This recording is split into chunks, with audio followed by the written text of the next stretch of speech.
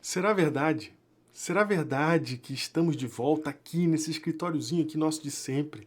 Será verdade que vamos terminar a inacabável trilogia de Supremacia de Cristo? Pois é. Depois de vários meses, uma interrupção aí por causa das minhas férias e uma série de outras mudanças que aconteceram que foram estendendo cada vez mais o espaço entre um vídeo e outro, eu vou finalmente concluir com você essa trilogia. Eu quero só dar alguns recados para você antes. A gente vai sim fazer mais vídeos aqui. Eu quero fazer alguns vídeos diferentes, vídeos de comentário mesmo, lendo artigos, não é só comentando vídeo não, mas lendo artigos, lendo trechos da Bíblia e comentando com vocês. E quem sabe, se a gente tiver uma adesão legal, a gente chegar ao ponto de começar a fazer algumas lives aqui nas sextas-feiras para a gente conversar juntos sobre alguns temas específicos aí do texto bíblico para os tempos que a gente está hoje, tá bom? Então, vamos lá, reacender esta fogueirinha aqui. Vou terminar, conforme prometido, a Supremacia de Cristo, só lembrando então que até aqui a gente viu. E eu convido você a assistir de novo, para poder relembrar, e para você que ainda não assistiu, assistir pela primeira vez o vídeo 1 e o vídeo 2, para que você possa chegar ao 3 e entender que até aqui o que essa série de vídeos tem nos mostrado é que nós somos vítimas dos nossos próprios desejos ao criarmos nós mesmos os nossos ídolos que irão nos escravizar e nos destruir. Seria assim até o fim da humanidade, não fosse a intervenção de Deus. E aí é que entra esse segundo vídeo da intervenção de Deus, ele chamando nossa atenção, fazendo a gente perceber que a gente está preso nesse relacionamento maldito que é criado por nós mesmos, entre nós e os nossos ídolos. E, finalmente, esse terceiro episódio vem para mostrar para a gente por que Cristo é digno da supremacia de tudo na minha vida e no universo. Então, vamos juntos lá com legendas geradas automaticamente, tradução gerada automaticamente pelo YouTube, ok? Então não é perfeitinho, mas é bastante eficiente para você poder entender o sentido do que você está vendo. Bom, uma imagem vale mais do que 1000 palavras, então como isso daqui é uma arte, você vai entender muito do que está acontecendo só de olhar. Basicamente é isso. A música ela só vem para reforçar algumas coisas e para tornar interessante todo esse processo de você poder assistir ali a animação que traz a teologia, traz a ideia, a noção daquilo que realmente importa, que a gente realmente precisa entender. Então, vou dar o play aqui e a gente vai comentando. Surely he has borne our griefs and carried our sorrows. Yet we esteemed him stricken, smitten by God, and afflicted. But he was pierced for our transgressions. He was crushed for our iniquities. And with his wounds, we are healed.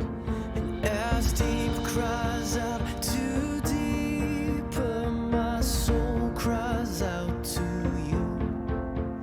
This life is just a vapor, I have but one pursuit. This world is not enough for me. This world is not enough for me. Whoa, all I want is you.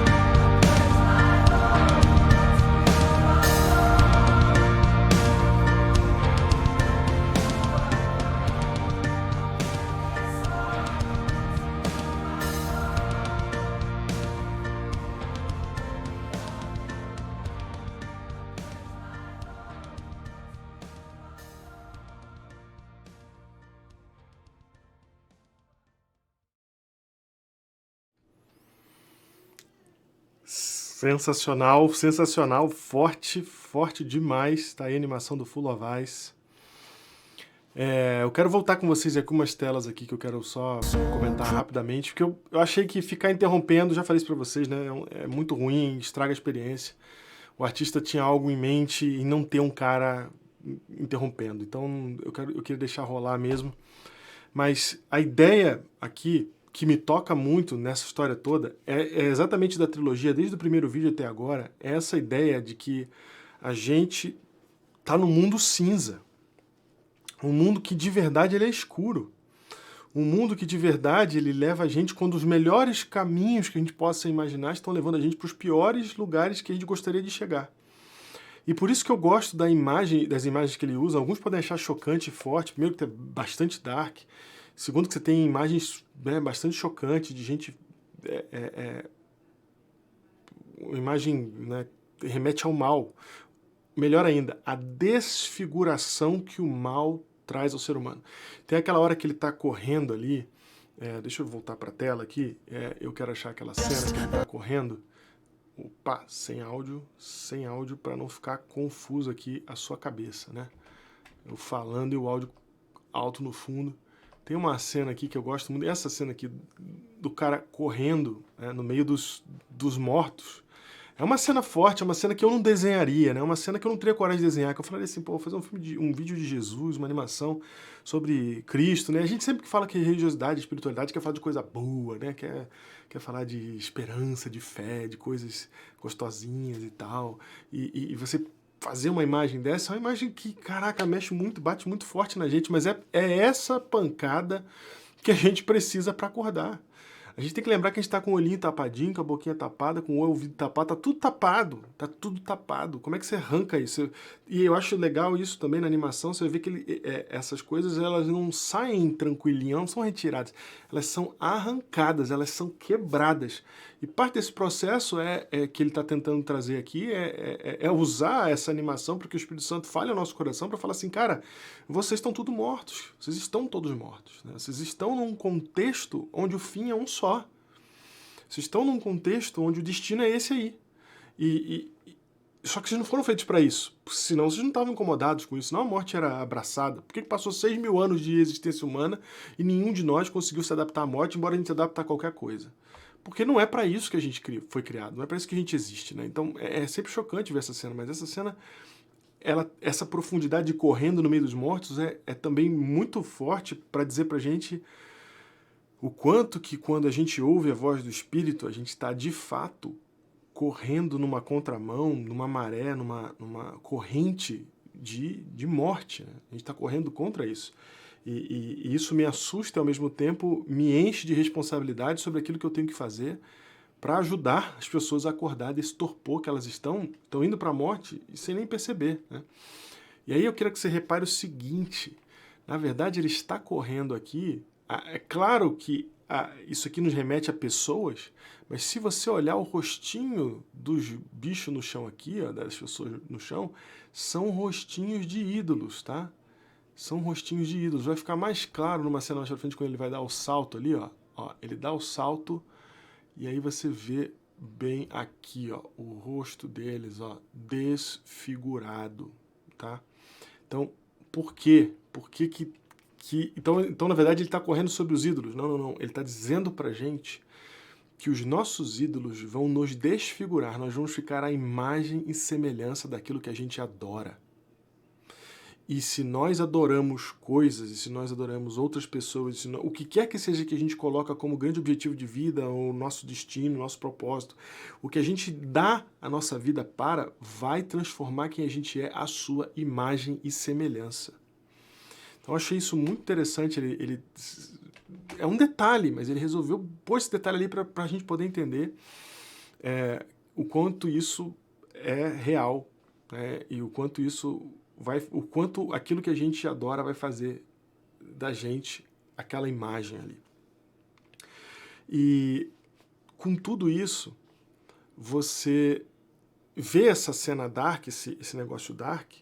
E aí vem a própria morte de Cristo, que é também uma coisa dark, né? Você tá vendo ali o cara afundando, E aí ele tá... É muito, muito boa também essa imagem, né? É o coração dele que pesa tanto que tá jogando ele no fundo, né? Então são seus próprios desejos, é o seu próprio orgulho, é aquilo que tá de errado dentro da gente, é que tá jogando a gente para baixo. Mas mesmo assim, Cristo se lança sobre nós, né? E tem uma... Ele tá sangrando nessa descida aqui, muito bom também essa cena, né? E ele tá se desprendendo da cruz, a cruz tá vindo atrás. Quer dizer, ele tá linkando a cena da cruz com a nossa salvação. O Salvador vem já com a marca na mão, né? Para nos salvar. E aí, quando ele sai, né? Aquela âncora que estava nos puxando para o fundo, ela está solta de nós ali, né? O que é bem interessante porque, por um lado, você não tem essa âncora sendo reutilizada, né? Deus não vai trabalhar com âncora, Deus não vai trabalhar com tirar sua liberdade. Deus não vai trabalhar com tirar sua liberdade. Esse conceito de que Deus vai... Quando você... Ou você serve a Deus ou então não tem outro jeito, né? Alguma coisa do tipo que tira a nossa liberdade. Não é isso, né? E aí, quer dizer, ele está agora no chão, na areia. Ele saiu da água, né? Ele foi salvo da água. E aí a cena que ele vê logo de cara é a cena da morte de Cristo, que é uma cena de sangue jorrando. É uma cena, de novo, caraca, é forte isso, né? Uma fonte de sangue, né? E ele vai trabalhar bastante com essa questão da fonte de sangue aqui, na verdade. Ele vai tirar os tons acinzentados, escuros da imagem, jogando a cor do sangue de Cristo, como um símbolo de trazer vida para toda essa realidade, né? Quebrando as amarras, destruindo aquilo que nos impedia, renovando o coração, muito importante isso também, né? E aqui estou eu trazendo o áudio de volta, mas está bem baixinho. Então, vocês estão vendo ali essa cena que o vermelho é o que está tirando o cinza, é o que está tirando o escuro, é o que está deixando tudo branco, é o vermelho que está trazendo a vida, né? Então, apontando a Cristo como a única solução possível para as mazelas humanas, todas, para o fato de que nós fomos criados para adorar, mas a gente tem adorado as coisas erradas, né? E quando a gente se volta àquilo que realmente importa, o que nós vamos encontrar não é acusação, o que nós vamos encontrar não é nossa liberdade sendo retirada, o que nós vamos encontrar é abraço, né? O que nós vamos encontrar é salvação, nós vamos encontrar limpeza, é uma purificação daquilo que é ruim, daquilo que é mal especificamente, né? O que a gente não quer é o que é mal, né? Então, é isso que essa tela vai mostrando pra gente aqui. E eu quero concluir, né, essa cena muito bonita também, da gente sentado na mesa, que é a promessa de vida, pão da vida, né? Em contraste com... É muito importante também que o sangue ele vai sobre o mundo inteiro, ele cobre tudo, só não é curado quem não quer, né? Ou seja, me lembra muito aquele texto de Paulo, né, onde abundou o pecado, superabundou a graça. Então, ele vem excedendo e muito tudo que tem de mal e ruim. Então, realmente, não é salvo, não quer aquele que não entrega o seu coração. E é por isso que no final da história, você vai ver aqui o coração sendo puxado pelo Espírito Santo, né? Então, o objetivo do Espírito Santo é esse, acordar a gente dos ídolos, nos cortejar para que a gente, com a nossa liberdade, na nossa decisão, a gente queira uma vida diferente. E aí ele vai te guiar nessa direção. Essa imagem ficou muito legal também. A gente apoiado na graça de Cristo, a cruz ali, puxados pelo Espírito Santo, mas é só para quem quer. Quem não quer vai continuar lá embaixo, vai continuar como morto. Quem não quer, não sabe. Tem gente que fica preocupado com o evangelho, com o cristianismo, e fala assim, eu não quero saber de Deus porque, na verdade, tem medo do que Deus vai proibi-lo de fazer, né? As pessoas têm esse pensamento. Deus não vai te proibir de fazer nada. Na verdade, quando você o conhece, você vê o que ele fez por você, e você vê aonde ele foi para poder te salvar, e porque o quanto ele te ama, É você que vai decidir fazer as coisas para ele. É você que vai falar assim, então o que que eu vou fazer? Então o que que você quer de mim, né? Aí ele vai falar, não quero nada de você não, quero só que você faça o que é bom. Faça o que é bom. Porque quando você faz o que é bom, você ajuda os outros filhos que eu tenho que estão sofrendo na mão dessa maldade inteira que existe aí. Então ele chama a gente, em outras palavras, quando ele fala faça o que é bom, ele chama a gente para vir pro lado dele, para fazer assim, vem participar comigo daquilo que vai resolver o problema. Eu quero te chamar para ser parte da solução. Como é que você faz para ser parte da solução? Aí você vai saber o que fazer. Você vai saber o que fazer, sabe? E às vezes a gente... E por que eu digo que você vai saber o que fazer? Porque exatamente esse desenho o Espírito Santo vai te trazer. Se você tem vontade de ouvir, ele vai te ouvir. Ele vai falar com você onde quer que você esteja. Seja qual for a situação. Tá? Você pode estar na pior das situações em termos de maldade humana até. Se você deixar o Espírito falar ao teu coração e você ouvir essa voz, ele te tira da onde for.